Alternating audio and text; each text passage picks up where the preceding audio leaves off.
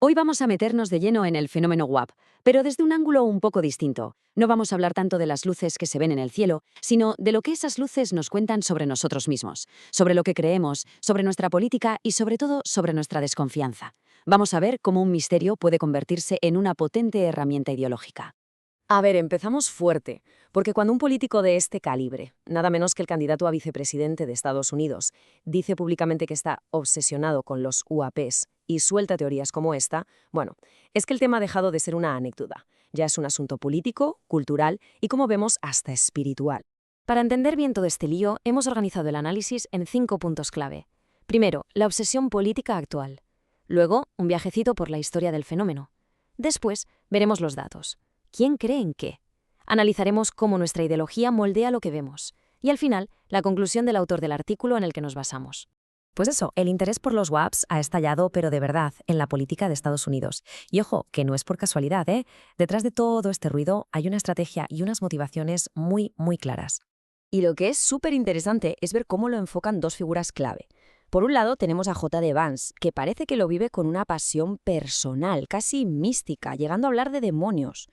Y por otro lado está Donald Trump, que es mucho más calculador. Él no habla de marcianitos, no. Él habla de transparencia, de desclasificar documentos, apuntando siempre a un enemigo que su base electoral conoce muy pero que muy bien. Y aquí está la clave del asunto. Casi la mitad de los seguidores del movimiento MAGA está convencidísima de que el famoso Estado profundo les está ocultando la verdad sobre los ovnis. Así que claro, hablar de UAPs ya no va del espacio, va de la desconfianza en las instituciones. Es un tema perfecto para movilizar a su gente. ¿Vale?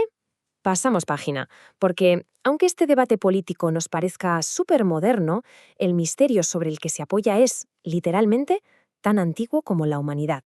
Solo hay que echar un vistazo a esta línea de tiempo. Desde los discos ardientes que aparecen en papiros egipcios, a las naves fantasma que describió el historiador Tito Livio en Roma, hasta llegar a casos míticos como Roswell o, aquí en casa, el famosísimo caso Manises.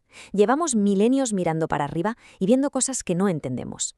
Pero, y esto es genial, la forma en la que hemos llamado a esas cosas ha ido cambiando, y no por casualidad. Cada nombre se ha adaptado para sonar creíble en su época. Carros de fuego era perfecto para un mundo religioso. Platillo volante encajaba de maravilla con la ciencia ficción de los 50.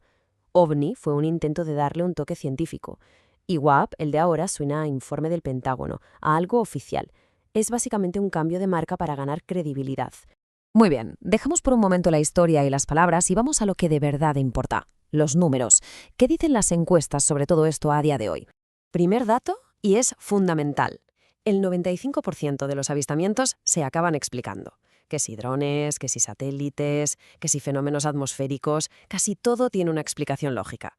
El debate real, la fascinación, se concentra en ese pequeñísimo 5% que queda sin resolver. A nivel mundial, la idea de que existe vida ahí fuera es mayoritaria, un 65%.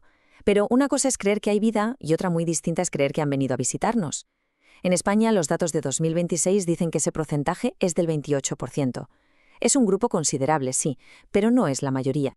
Y aquí llegamos al corazón del análisis, porque resulta que ese 28% de creyentes no se reparte por igual entre la población. Depende, y muchísimo, de la ideología, de la fe y del nivel de estudios de cada uno.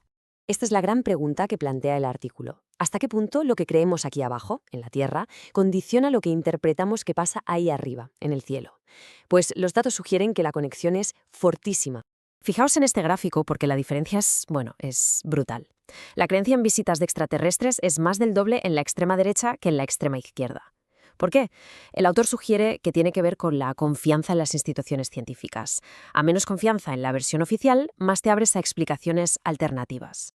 Y esta tabla nos da más pistas. Por ejemplo, es curioso que entre los católicos practicantes la creencia sea bastante alta, casi un 30%.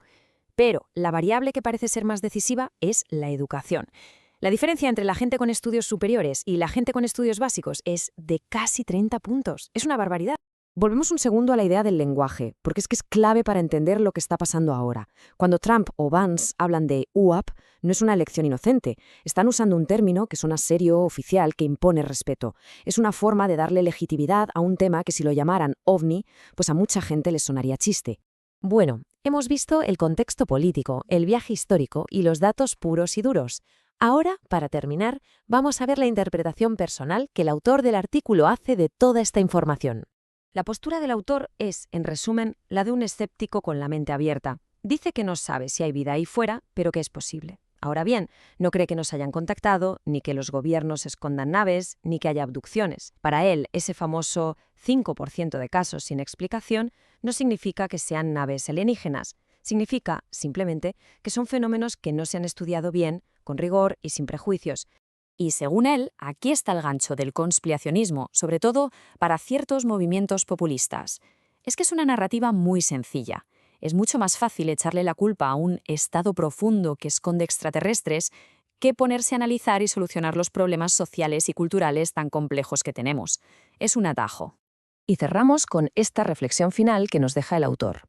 En momentos complicados, de mucha incertidumbre política o social, agitar el misterio de lo desconocido puede ser una herramienta política de primer orden, una cortina de humo perfecta para que no miremos a los problemas que tenemos aquí, en la Tierra, que son mucho más urgentes.